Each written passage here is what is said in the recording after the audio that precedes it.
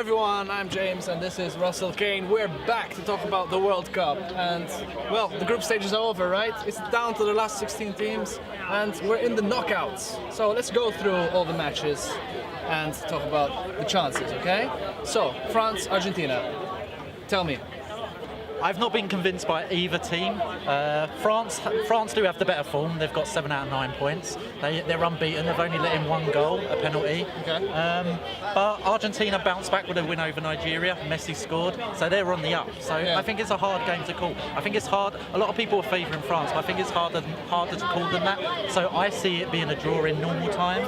But France taking it in extra time. They've got the youngest squad. Their squad is the second youngest at the World Cup. Average age of 26. Whereas Argentina, third oldest, average age of 29. So yeah, I think the youth of France's squad will see them through extra time in this game. And I also see in normal time there being less than two or less goals as well, because combined they've scored 6 goals, which is which is the least of any pair in the last 16. So if they've scored 6 goals, so you're thinking an average of 2 goals a game, 2 goals or less in this game, I think. Okay. Well, you really went digging. So you're saying like France has a slight advantage, basically. I think so. I think so. But only narrowly. Well, you heard it here, folks. Okay. Well, next pair up is Portugal versus Uruguay, right? Tell us about that. I think Uruguay will take this quite comfortably. They got 3 out of 3 wins, 9 out of 9 points in the group. The only team to keep a clean sheet in all 3 games. So they're the only team not to concede a goal at the World Cup after 48 games. So yeah, I think Uruguay look good. I like Uruguay in this game without conceding in 90 minutes. All right, so Uruguay with a clean sheet. With a clean sheet. I see. Well, thank you, Russell. So moving on, Spain versus Russia. What are the odds? I see Spain winning very comfortably. Oh, okay. Russia looked very lethargic in their third game. Yeah. In the first 2 games, they scored 8 goals, very energetic, high-level pressing. I think they're now knackered. I think the third game showed that they're now exhausted. And what are Spain known for? Their style of play, passing.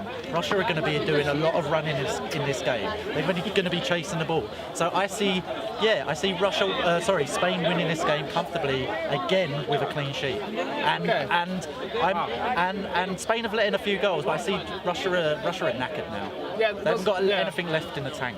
There's some pretty good points. But there's also something with this game as well. I like David Silva to score at any time in this game. He's their designated penalty taker. We've seen how many penalties there have been at the World Cup so far. More than 20 penalties. What's it, 23, 24 penalties? Yeah. And he's also had the most shots in the box for Spain, which is 6. So he's getting in the right positions. Yeah. So he's bound to score a goal eventually. I wouldn't go for him first goal scorer, you always go for the top striker.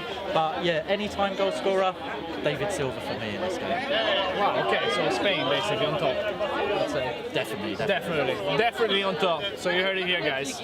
Okay, so now let's go on to the next pair. Switzerland versus Sweden. I thought they were the same country, apparently they're 2 different ones. Anyway, apart from that, the match. Tell us about the match. How do you think it's going to go? This one's a close one.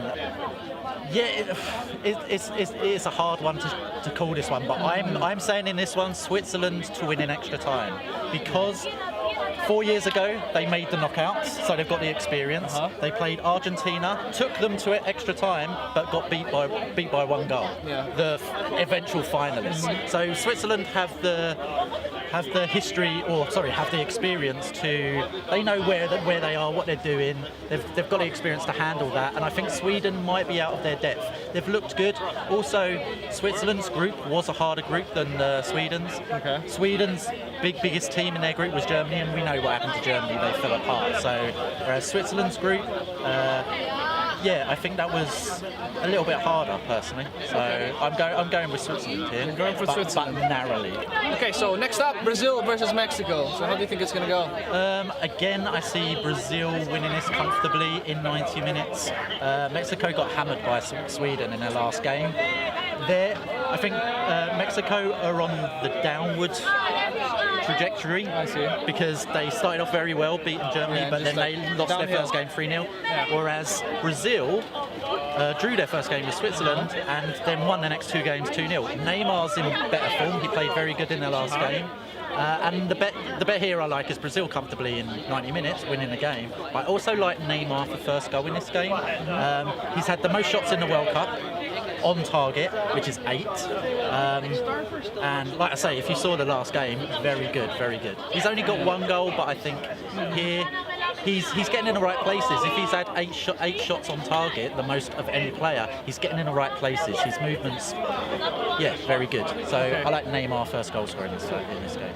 Brazil by a landslide. I wouldn't say Maybe not landslide, at least but 2. At least 2. At least 2 goals. Well, that's decent. That's decent. Okay. So next up, we're fresh from England versus Belgium. So England is gonna go up against Colombia, right? That's right. Yeah. Okay. So how do you think it's gonna go down? Again, I think there might be goals in this game. Colombia have shown, especially in their second game when they scored 3 goals, they were on fire. And England obviously scored goals in their first couple of games, more so against Panama. But I think England's strengths are up front, more so up front than in defence this year. So yeah, I see goals in this game, and I see maybe a score draw, 1-1, 2-1. Yeah. 2-1's a hard thing to call, but 1-1, 2-1 score draw, Okay. and I see it go into extra time again. And this time I see England. Like France, they're a young team. Yeah. Their average age is 26, exactly like France, and they're a very young team. And I think that will get them through the extra 30 minutes. So I see England taking this. And if you're looking for a goal scorer, it's difficult. If you're favouring England, you've got to look at Harry Kane. He scored 5 out of their 8 goals. Whereas for Colombia, it's a difficult one if you're looking at first goal scorer for Colombia. But if I was to put punt on it, I think Falcao's been looking pretty decent. So I would go Falcao. It's not a wild card choice or anything. He's the striker, but I like Falcao. He's looked good at the World Cup. So you're gonna put a punt on it? Yeah, I'm not going to put any money on it. But if you want to back someone at Colombia, back Falcao for first goal. Okay. I never heard that expression before. Anyway, so moving on. Belgium. So Belgium is going to go against Japan because of this match. So how's that going to play out, you think? Belgium should win this comfortably in 90 minutes. Again, should keep a clean sheet, I would say. It was a second string team against England, but they looked good in their first 2 teams. Then their second string won 1-0. So yeah, I think they're comfortable as well, especially against Japan. I would back on this one. I would back Lukaku. He got 4 goals in the first 2 games, 2 braces. So I think he's the safe bet again. First goal scorer against Japan, Lukaku. But Hazard maybe as an any time. He's on penalties. He's already scored a couple of goals. So Eden Hazard, that is not Thorgan, who played very well tonight. Yeah. Eden Hazard, maybe at any time. Okay, Russell. So the final one we're going to talk about is Croatia versus Denmark. Tell us a bit about that. I really like Croatia in this World Cup. They've I wouldn't say necessarily surprised me, but of the non-big teams, they've looked very good. Modric is looking good, Rakitic is looking good, Perisic is looking good. All their main stars are looking good, which is always good for at the biggest on the biggest stage in the world. So yeah, I like what they're doing. They've won 3 games out of 3 games. They're up against Denmark. Denmark are the lowest scorers of the last 16. They got through with 2 goals. So here I see Croatia winning in 90 minutes, not necessarily comfortably, but 1 or 2-0. And I see them keeping a clean sheet because of how many goals Denmark has scored. Okay. Yeah, well, it makes sense. So I think that's quite a safe bet, honestly. So, well, I hope you guys got something out of this video, some information on where to place your bets this time. Thank you, Russell, for your advice once again. And yeah, excited to see where this tournament goes, aren't you? Definitely. Come on, you're on board. Come on, shake my hand, man. You're going for the hand. Yeah, I'm going for the hand. There we go. Okay, keep following us, guys, for more tips, and see you on the next video.